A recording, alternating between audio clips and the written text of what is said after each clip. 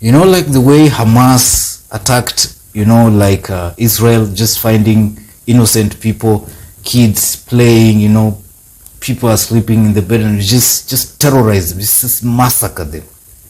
Right now, if you're in Kenya, that's how you feel. You just feel like there's an economic terrorist who found you sleeping, relaxed, doing your own thing, and just began to massacre you. And there's nobody.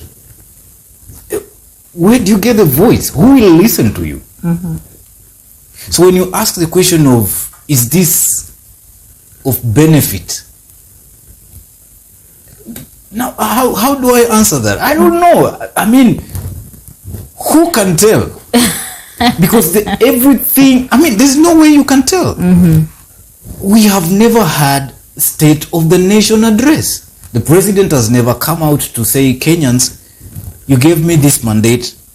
This is what I have done so far. But during this state's visit, we usually see the president and the hosting president talking about some of the bilateral ties that they have signed.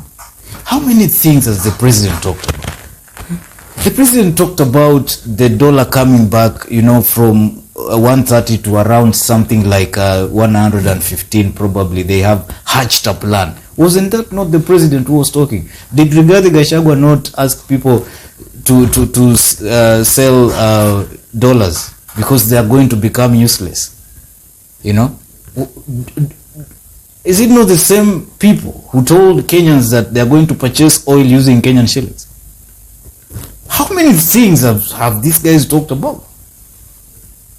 So if you're going to base your argument, or I base my argument on a speech that a president gives on because a certain guest visited, or because they visited a certain guest, and you saw, how sure are you that those things they were signing there were empty papers and those pens were not even writing? How sure are you?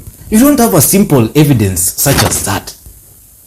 How can you sit on the one end of the world, something is happening on another end of the world, and claim that you have evidence? Well, these are diplomatic ties. I don't think that they can sign empty papers. This is a diplomatic issue. How do you know, basing on what you see on TV and hear on radio? How do you know? Just because the diplomats talk, do you know how diplomatic issues are crazy, political? Do you know how much lie is in the? Do you know why it's called diplomacy? It's because there's no trust. I don't trust you. That's why I have to be diplomatic. Because I would have killed you. But I'm just being diplomatic. You see somebody saying, let me say this in a diplomatic way. Why are you choosing to say this in a diplomatic? Because you're trying to restrain yourself from doing something very bad. But why would you do something very bad? Because you're not happy with what this person is doing. So when you talk about diplomacy, let's talk about accountability. Do we have a government that is accountable to the people of Kenya? Do Kenyans have evidence about anything that the government has promised?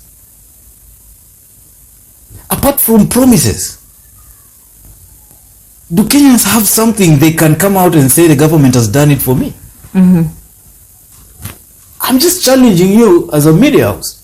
Go out, talk to the people on the streets, ask them, go to bankers, go everywhere. Just fly wherever, crawl, run, do whatever. Go walk everywhere, every corner of this country.